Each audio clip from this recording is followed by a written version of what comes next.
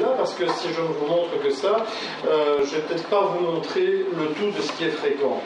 Et donc, pour le dire autrement, j'ai un peu laissé quelques lacunes dans ce qu'on utilise de manière très fréquente en matière de tests non paramétriques, et il me semble qu'il vaut mieux que je comble un petit peu ces lacunes. Et c'est ce que je vais faire aujourd'hui. Donc aujourd'hui, si vous voulez, c'est un peu une séance...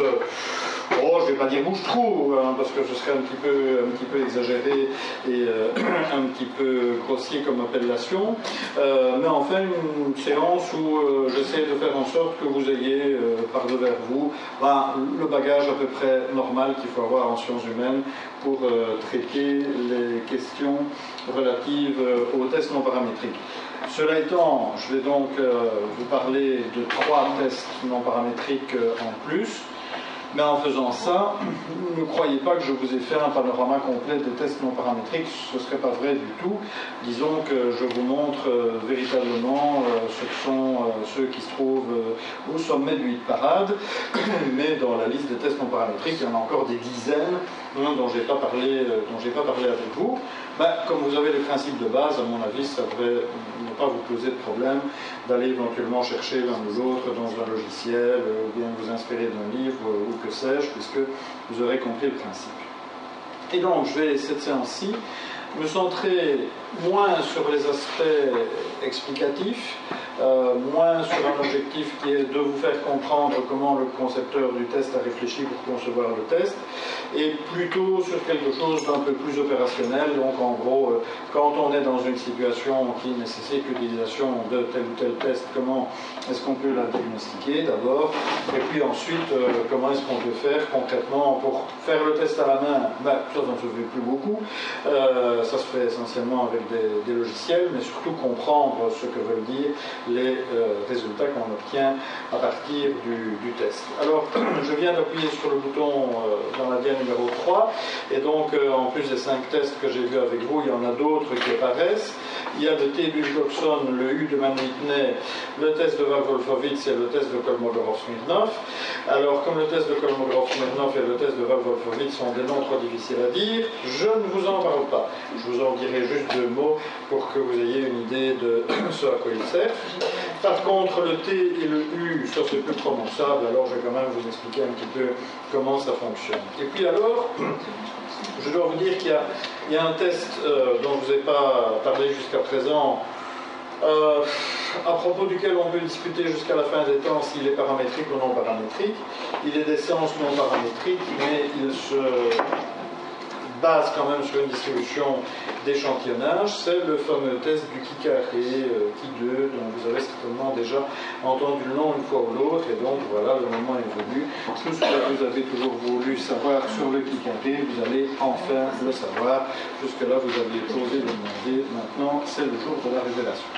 Donc, on va commencer peut-être avec celui-là, avec la notion de test de qui carré, voir ce qu'on peut en faire, parce qu'on peut le décliner sous, plusieurs espèces, si vous voulez, faire un petit peu le tour de la situation, et puis je passerai au T de Wilcoxon et au U de Mann-Whitney, avec, comme je vous le disais, une perspective qui va être essentiellement pragmatique.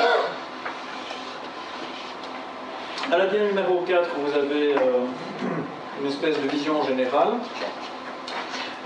qui peut être intéressante, cette vision générale, peut-être pas pour être utilisée telle qu'elle, avec le tableau qu'on vous montre, mais peut-être parce qu'elle peut un petit peu vous indiquer comment on peut réfléchir les choses quand on veut choisir un test. En fait, vous avez là, en entrée de rangée, le type de données, et vous avez en entrée de colonne les structures du plan, le fait qu'on travaille un échantillon, 2 échantillons, indépendants, appareillés, etc.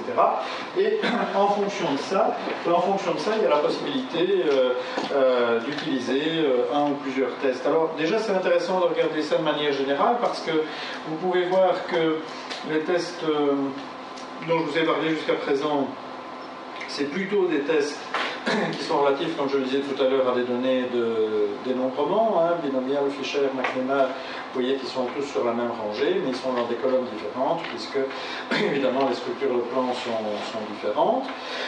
En ce qui concerne la rangée, catégorie hiérarchisée, on n'a pas vu grand-chose là-dedans. Le test de la médiane, qui est un enfant du test de Fisher, on peut discuter si c'est bien dans cette case-là qu'il faut le mettre ou pas, parce que quelque part on peut dire, mais attention, la médiane, ça peut être un paramètre, donc ce test est paramétrique. Mais en fait, non, il n'est pas paramétrique parce qu'il ne prend la médiane que comme borne qu'on va utiliser pour faire un splitting des données. Donc, sa position est un petit peu douteuse. Et puis là, tout en dessous, vous voyez les noms de tests que j'ai cités à l'instant. Le test de Mann-Whitney, Wolfowitz, signé Wilcoxon. Comme on a parlé d'aucun de ces tests-là, ça vous montre que si je ne vous en parle pas aujourd'hui, je vais laisser vraiment une lacune importante, et donc je vais vous en parler pour que vous ayez un certain nombre d'éléments à éventuellement utiliser lorsque vous serez en face de données de type ordinal par rang, ou lorsque vous serez en face de données de type métrique, mais dont vous vous méfiez de la distribution, et donc alors vous allez trouver opportun de transformer ces données métriques en données ordinales, et puis faire un traitement sur le nouveau stock de données ordinales. Donc ceci nous donne un peu un plan général. Et vous voyez que dans beaucoup de cases, il y a la lettre grecque qui, cette espèce de grand X, avec le petit exposant 2, là, donc c'est cette manière-là qui est utilisée ici de représenter le qui carré. Et donc ça vous montre que le qui carré est un test qui peut se trouver au fond en correspondance, sinon en concurrence avec certains des tests que l'on a vus. Et on aura l'occasion de voir que si vous trouvez qui carré dans la même case que binomial, si vous trouvez qui carré dans la même case que Fisher, on peut en tirer deux observations. Une première observation, c'est que ce fameux qui carré doit être assez flexible, puisqu'il permet de faire des choses qui correspondent à une situation de test binomial comme des choses qui correspondent à une situation de test de Fisher, donc il y a une certaine flexibilité. Et par ailleurs, comme il est dans la même case, ça signifie qu'on peut indifféremment, semble-t-il, utiliser l'un ou l'autre.